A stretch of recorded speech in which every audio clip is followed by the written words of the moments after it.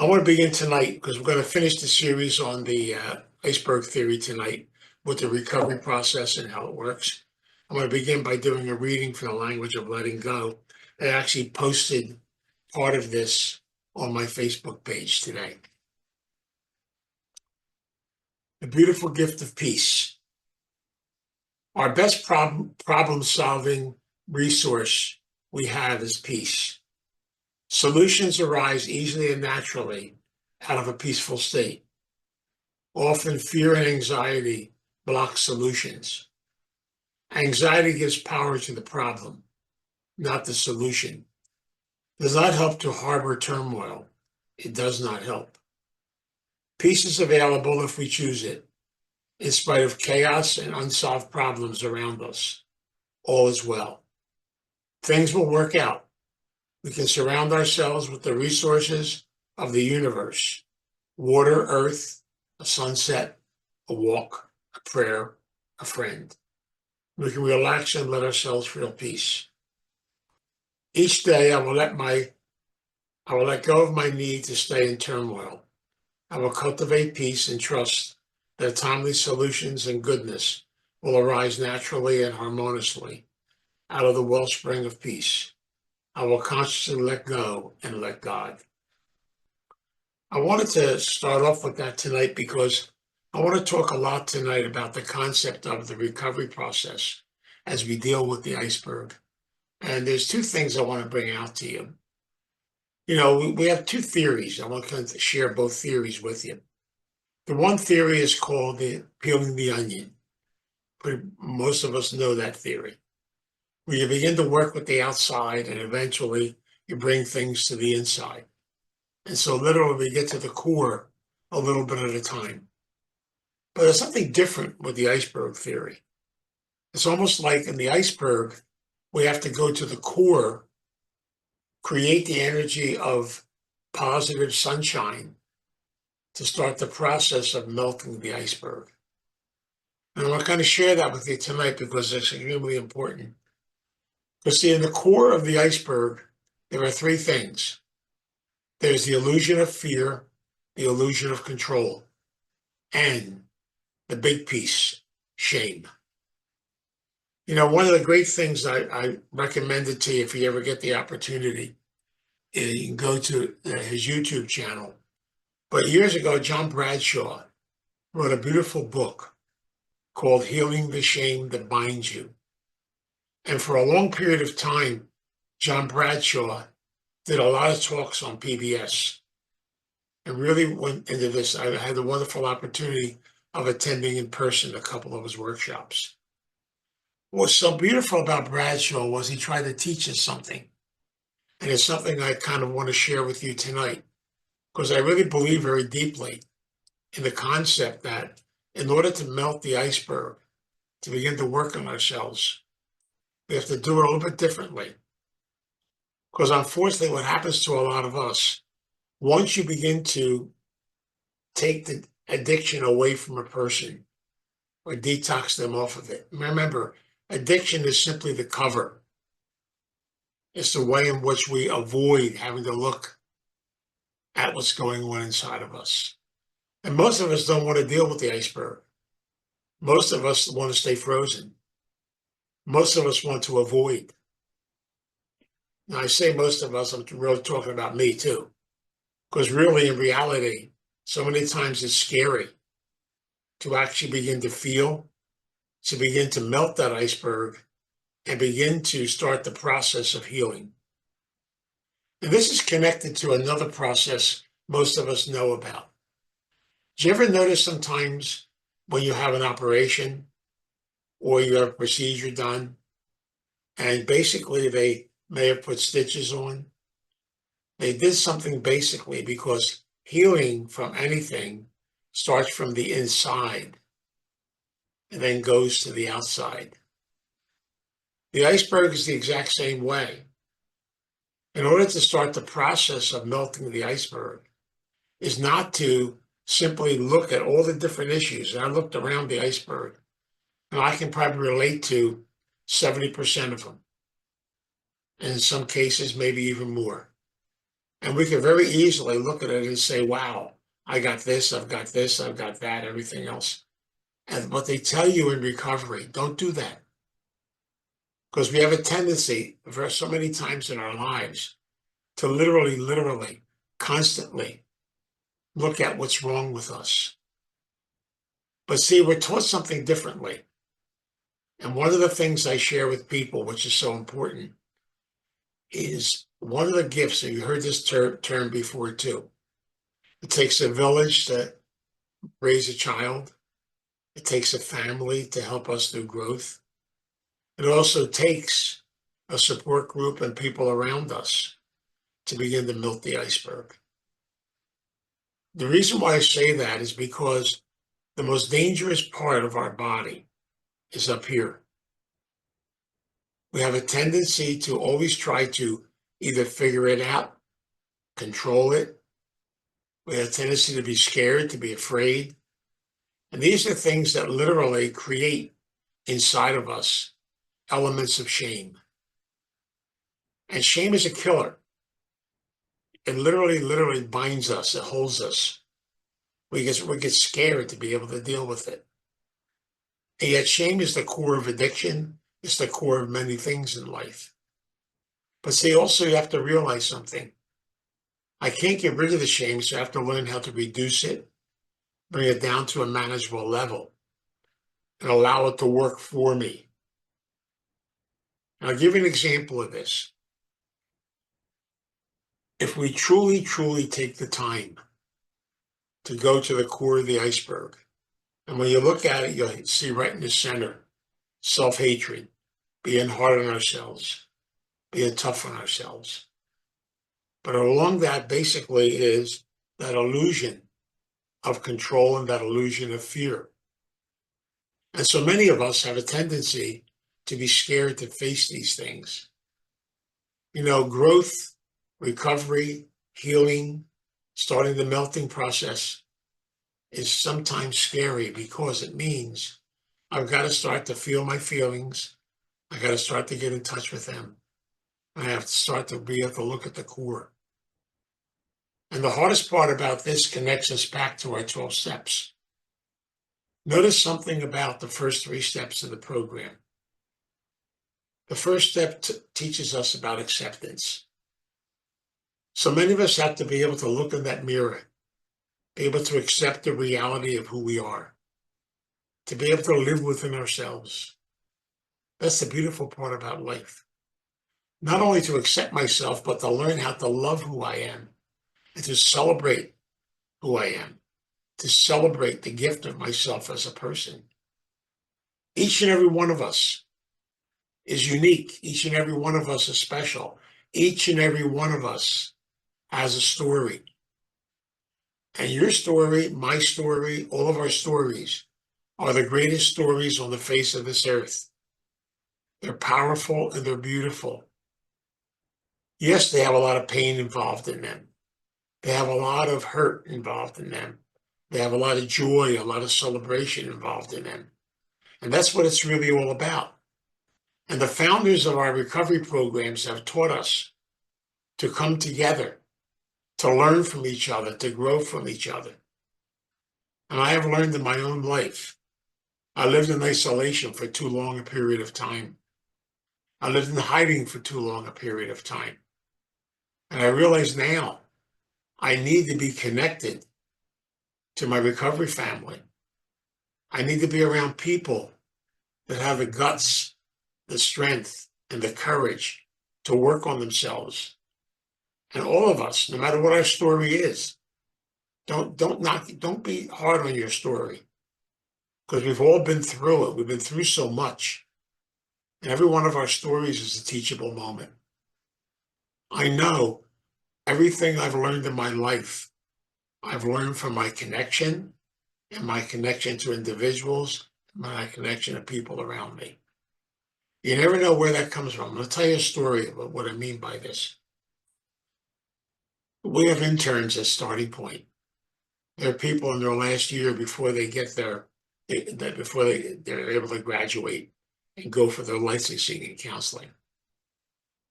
And when they come here, they always say to me, they're excited, they're young, and they really want to be able to do this thing called therapy. And so I'm the one that gives them clients. And I had one intern come to me one day and she said, I'm confused. I said, what do you mean? What's the matter? She said, well, you gave me this client.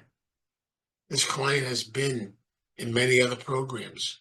All this client does is come in and talk for the whole 50 minutes the client's in there.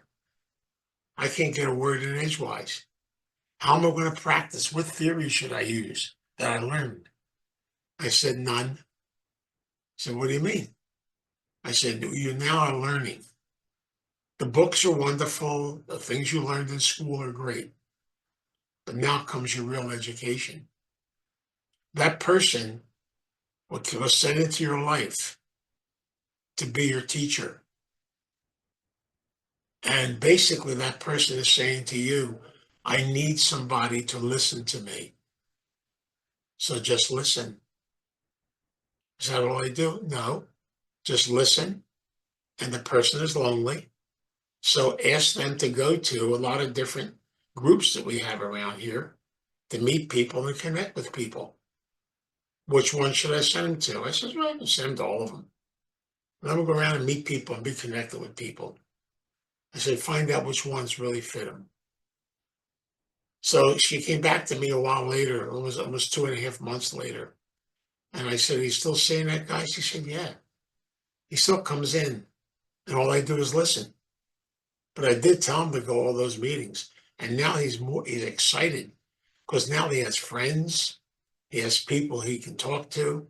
He has people he hangs out with. His life has changed dramatically. I said, you're doing a good job. Fantastic. And she smiled at me and she said, now I'm beginning to understand something called wisdom. And I said to her, remember something which is really important. The real teachers are people out there, is your connection to other individuals. Listen to their stories. Listen to what's going on. Learn from them. Do your growth process from them. I told you many times the greatest library on the face of the earth is the human library. To be able to hear people's stories. And so beautiful about that, you begin to realize there's strength in every one of us. There's beauty in every one of us. Yes, there's hurt and pain too. It's kind of a mixture that puts it all together, that makes something called my humanness in my life. And with the iceberg, we have to realize it's important for me to be able to get in touch with that core, that center. We have to ask ourselves some questions. And that takes us to the second and third step of the program about faith, about trust, about realizing we need help, we need guidance, we need direction. We need a connection to something greater than ourselves. We need to be able to realize that. We have to develop a sense of faith and belief in ourselves and belief in something greater than us. To realize the fact that we're on a journey, a beautiful journey called life. And that journey is something that's you can't take for granted. And that journey is never ending. I remember a gentleman one time came up to me and he said, well, I've been in recovery now for almost a month. And I've gone through all the steps. I took care of that. I said, oh, I did all the steps in a month. That's pretty good. I said, now how about if we do them again? Oh, why should I do them again? I already did them. I says, no, you have to understand something. There's two types of recovery. There's intellectual recovery, which is wonderful and great. But then it's what I call heart and gut recovery. Where you have to do your work. And the steps are not something you do once and out. The steps are a way of life. They're a process we have to go through. We have to build our faith. We have to open up our hearts to trust. Will we get hurt every once in a while? Yeah, unfortunately, because we're dealing with humans. And sometimes things will work and sometimes they won't work. That's okay too. But realize the fact that the growth process is a process that happens slowly, beautifully, and with time. See, if I go to the core and I work through my fears, I'm going to tell you a secret tonight. Please don't tell anybody, okay? Fear is an illusion. It doesn't exist. Once you're able to face it and embrace it, it's not there. It's amazing, isn't it? Control is an illusion. Once you're able to face it and embrace it, it's not there. We have to ask ourselves questions a lot of times. Why do I want to control life? I want to live life, not control it. I want to celebrate life, not try to figure it out. We're on a journey. And one thing I have to realize on my journey is we have to make constant adjustments. Life never stays the same. The process goes on. And I love so much when I look at this because I look at the big book of Alcoholics Anonymous, where all this started, and how that big book is now connected to many other 12-step programs. And they all have their big book. In fact, I was surprised. I talked to a lady today, and there's a program in Pennsylvania called Depressed Anonymous. And I was talking to her, and she said, well, go online. And I realize we're in Pennsylvania, but we have a lot of Zoom meetings. And you can go online to Depressed Anonymous, and there are Zoom meetings you can go to. And guess what? We even have our own big book. And the big book is called Depressed Anonymous. And it's modeled after, of course, the 12-step book, our book that we have, the big book. And I love it so much because it's almost like, again, I'm discovering something new with that. So I asked my wife to order me one today. But I just want to be able to read it and connect with it and get another feel for another 12-step program. And I love that concept because I really understand the fact that inside of us, our humanness, if we're able to let go and not try to control it, not try to, just let things happen naturally, let them happen slowly. Recovery is a slow, gradual process, a little bit at a time. In Al-Anon, they have a saying, inch by inch by inch by inch. I love that saying. It's one of the slogans they use a lot. That recovery is something we have to learn. A little bit this, a little bit here, a little bit there. And everything that happens in life is another teachable moment, another learning moment, another discovery that goes on inside of ourselves. And so if I'm able to slowly, if I can truly go to that core and develop a sense of faith, a sense of trust, a sense of acceptance, then slowly but surely, I'll begin to melt the iceberg. But you have to melt it slowly.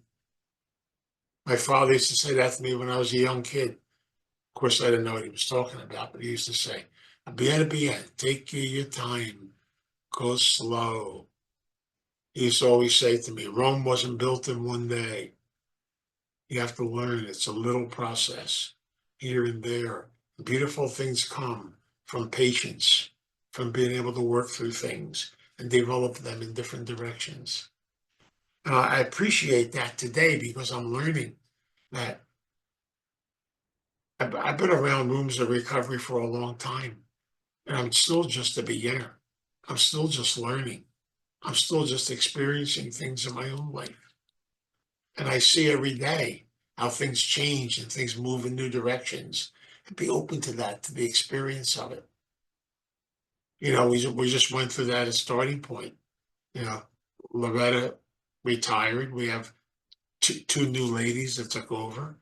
They're a lot younger than me, a lot younger than me. And basically, they have all kinds of energy and all kinds of new ideas and all kinds of things. And and I said something to them today. I said, take it easy, slow down, because they have this driving energy inside of them. And I love it. I think it's great. And maybe God has sent them into our life for another purpose, a new direction. We go through adjustment. We learn new things. We learn in new directions. And that's what's beautiful about the iceberg. All these issues of mine, did I solve them? No. They're part of who I am. But I was able to reduce my issues down to a level where I can learn from them and grow from them. I never thought I'd hear that in my life. And my sponsor in my other eating disorder program used to say that to me. Everything that happens in life is a teachable moment. Everything. Even the things that you hate are teachable moments. Even the hurt that you go through is a teachable moment. The fun, the celebration, the concept, begin to experience it. And you can learn from some of the strangest and most beautiful people that are right in front of you. You can learn from people that are hurting. You can learn from all different areas of life. I'm learning over and over again that if I truly take the time to be able to reduce the shame in my life and be able to work through it, slowly but surely, all the other issues, all the other things begin to fit in. And that's where later on, as you get into the steps, the fourth step to the ninth step, all the inventory steps, we do them slowly, we do them gradually. Take your time. I love one of the programs I'm connected with. They talk about doing the steps. They say, don't overwhelm yourself. Do 4, 5, 6 things and work on them. Take your time working on stuff. But do it without fear. Do it without trying to control it and make it happen. Just be open to it. Because remember, different things that happen to us, even traumas and things that have happened to us in the course of our journey in life, failed relationships, changes we had to go through in the course of our journey. Every one of them is connected to the iceberg. I begin to realize resentments, self-pity, being judgmental, perfectionism, different things like lying, making stories up, doing things, not being able to tell the truth about things. It goes back to the principles of recovery. And what you're doing is you're allowing this process to take place. And that to me is the most important part of the iceberg. I got to go inside. And what I want to do is, as I work on myself and develop my spiritual self, I begin to develop something called sunshine. Let me talk about sunshine for a couple of minutes. Each of us has inside of us this beautiful, beautiful spiritual energy. That if we're able to tap it and get in touch with it, it is like sunshine. And what melts ice the best? Sun. And as a result, we begin to realize if I can truly, truly learn to love myself, to celebrate who I am, to be comfortable being me, to be able to look in that mirror every night and say to yourself how special and beautiful you are, and how wonderful you are. It's a beautiful thing. That's an affirmation was taught to me years ago. And my wife always laughs at me. She says, "You're going to go in the bathroom and talk to yourself again?" I said, "Yeah." She says, "Well,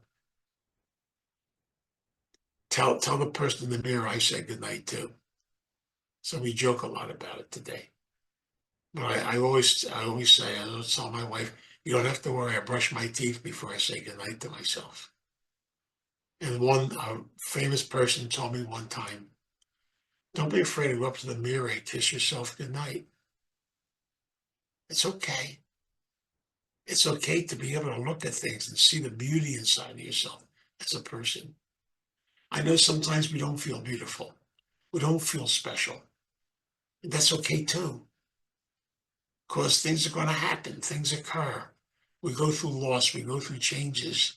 I just experienced that here where I live in Holiday City. One of my best friends just lost his wife. They were married for a long time. He was going to celebrate turning 90 this year. And just by accident, he lost his wife. There's a sadness there. But that's part of the journey too, because we don't know. We take it one day at a time. We take it slow. We try to just experience something beautiful each day. Learn from what you experience. Now, the 10th step, and I love the 10th step. And somebody told me this a long time ago. Take time each night to look back on the day and ask yourself, what lessons did I learn today from the experiences I've gone through? Each day has a teachable moment in it. And the way we melt the iceberg is just let that happen slowly.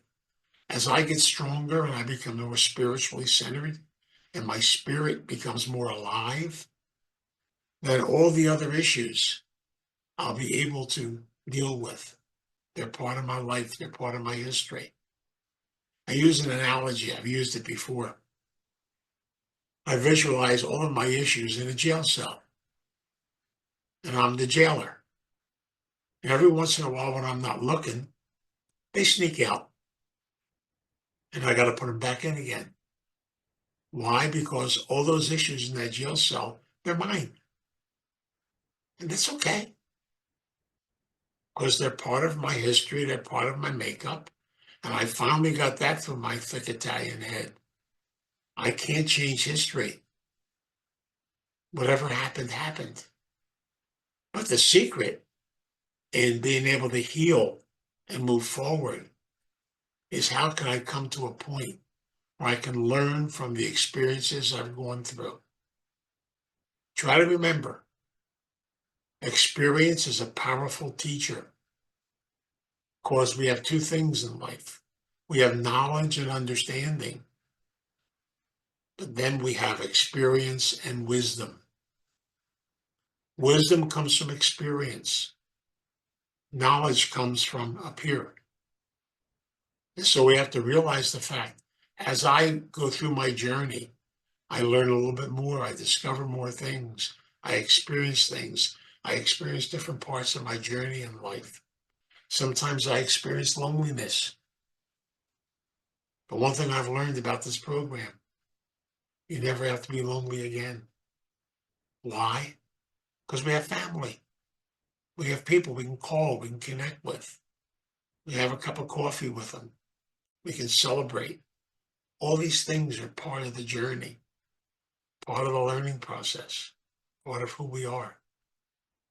And so one of the things I have to learn is to go to the core of the iceberg, to work through my illusions, to work through that illusion of control, that illusion of fear, to be able to reduce the shame, and then allow myself as I grow and I become stronger and I grow spiritually.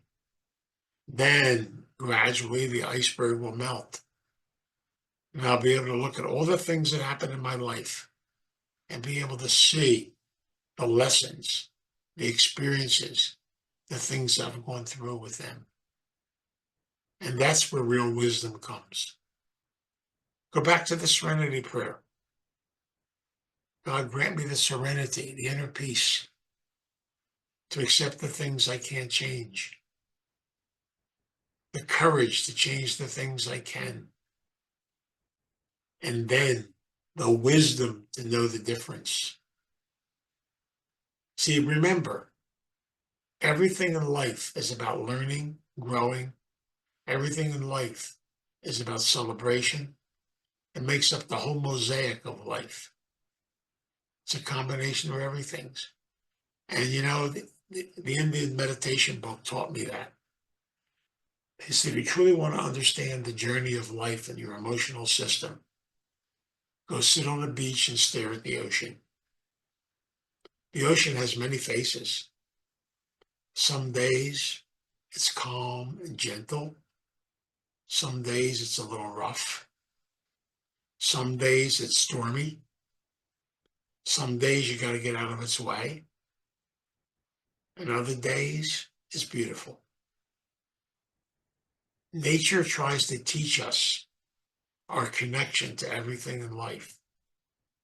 And if we look at nature as a teacher and realize the gifts that we can learn from it, we can grow from it. And so we talk about melting the iceberg. Go to the center. And as you get stronger, each one of us develops a sense of who we are.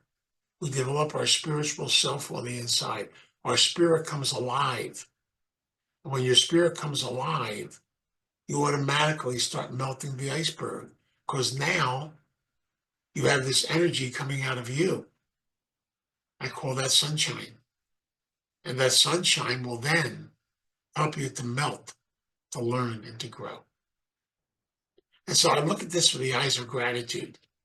I'm so grateful I found this iceberg thing, because it really helped me to begin to realize, yes, I've got issues. I got plenty of them. They're mine. They belong to me. Now, am I able to get them to a manageable level? I try. Sometimes they're manageable, and sometimes, what are you going to do? They come back and visit. And I got to kind of put them back in the jail cell again. I got to work through them. God, it's so much fun being human, isn't it? We're just a bunch of crazy human beings, beautiful human beings, fantastic human beings. And we're just on a journey. So my prayer tonight for each and every one of us is that we give ourselves permission to experience the gift of our humanness, to allow ourselves to open up doors, to develop a sense of wisdom, to be able to learn and grow, and slowly, quietly, and gradually melt the iceberg. But don't do it alone. We need each other. That's the gift of everything. So let us pray. God, we come before you in prayer. We ask the God of our understanding, our divine presence, to be with us and guide us as we walk the journey of this earth. Teach us to begin to realize we're on a beautiful journey, a journey called life. Walk with us on the journey, please. Guide us. Help us when we stumble and we fall, to be able to pick ourselves up, to be able to grow, to be able to experience new things in life. Teach us not to be afraid to walk the journey.